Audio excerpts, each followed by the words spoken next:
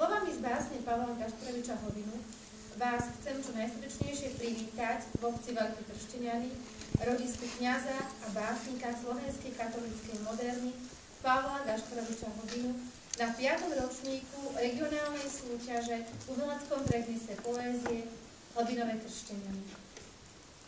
Pozerám na vás a vidím tu mnohé známe tváre, ale vidím tu aj tváre nové a teda ma teší, že naša súťaž má z roka na rok viac a viac priaznivcov a o tom svedčí aj dnešný počet prihlásených súťažiacich. V 3 kategóriách bude dnes súťažiť 39 recitátorov, čo je obdivuhodne krásny počet, teda pekný počet ľudí, mladých ľudí, ktorí majú záujem o poéziu.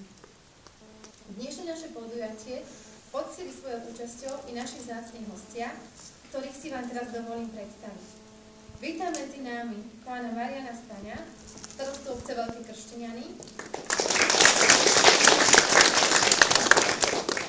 pani Žnetkovu Smolínsku, netier básnika, pani Máriu Kováčovú, ktorá zastupuje miestny odbor Matice slovenskej partizánskej, pani bakalárku Katarínu Sulkeníkovú z Regionálneho kultúrneho centra v Krivici, Jana Podobu, odborného pracovníka pre umelecké slovo, divadlo a umelecký prednes Tríbeckého osvetového strediska Topolčany, pani magisterku Zuzanu Stanovú za spoločný školský úrad Partizánske. Samozrejme vítam všetkých pedagógov, súťažiacich i ostatných prítomných. V tejto chvíli mi dovolte, aby som vás oboznámila v krátkosti s priebehom dnešného podujatia. Po úvodných príhovoroch starostu obce a zástupkyne Regionálneho kultúrneho centra v Prievidzi bude nasledovať samotná súťažná prehliadka v umeleckom prednese poézie. Potom sa presunieme do budovy bývalej štátnej ľudovej školy, kde si prehliadneme pamätnú izbu básnika, a potom sa vrátime sem do kultúrneho domu, kde bude obed a samotné vyhodnotenie súťaže.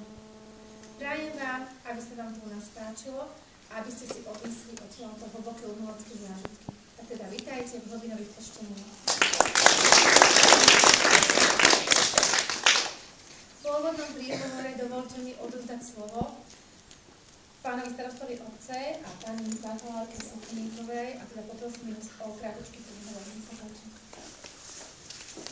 Takže prajem príjemný deň, milí účastníci, vítam a ďakujem hlavne pedagógom, ktorí sa podujali na každoročnú 5-krát ťažkú prácu pripraviť deti.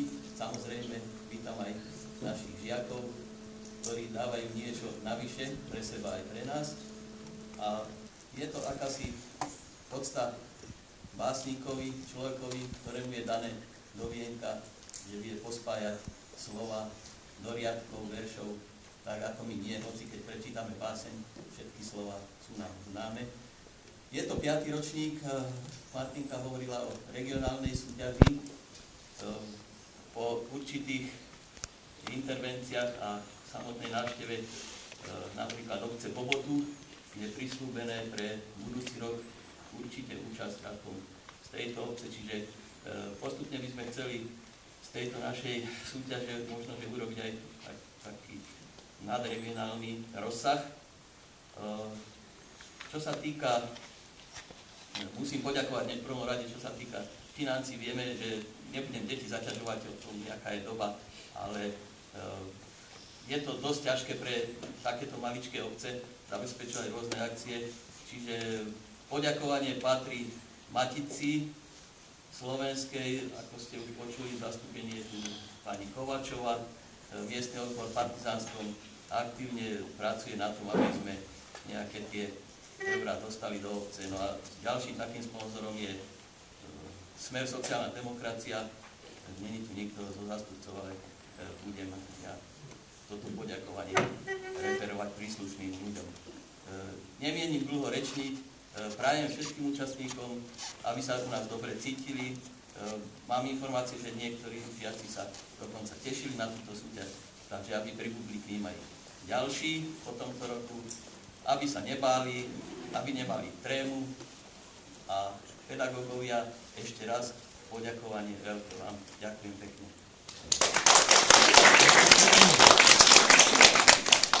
Vážený pán starosta, vážení hostia, milé dámy, pedagógovia, súťažiaci. V mene Regionálneho kultúrneho centra v Prievidzi, teda v mene pani riaditeľky Ludmily Huskovej, vás srdečne pozdravujem. Naša pani riaditeľka nemohla sa zúčastniť tohto podujatia, pretože máme množstvo iných podujatí, ale sme tu až dvaja zástupcovia z našeho Regionálneho kultúrneho centra.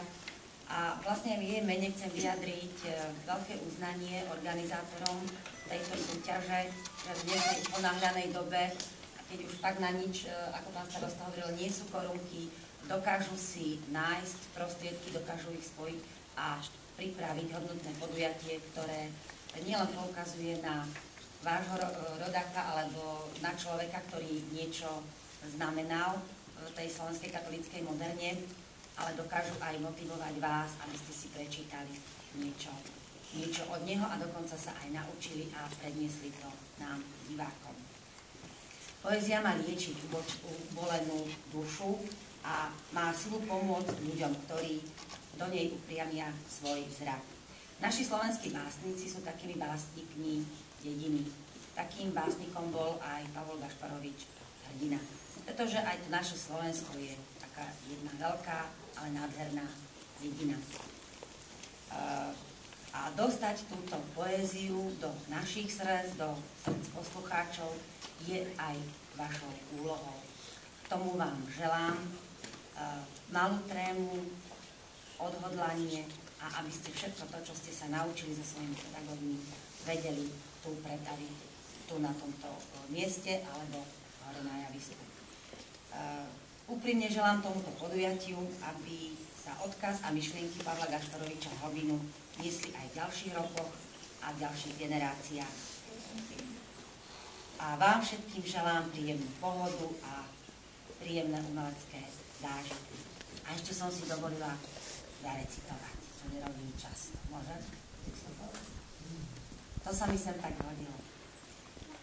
Pod mladé háje srnka na lúke sa popása. Z temnoty k zorám idem v kvetoch do pása. Otec s matkou idú práve žitkože. Na každom zlatom zrnku musí záležať. A tak ako záleží aj obci na vás zlatých zrnkách, tak aj nám, aj porote, aj divákom určite bude záležať na vašom každom jednom výkone. Tak sa mi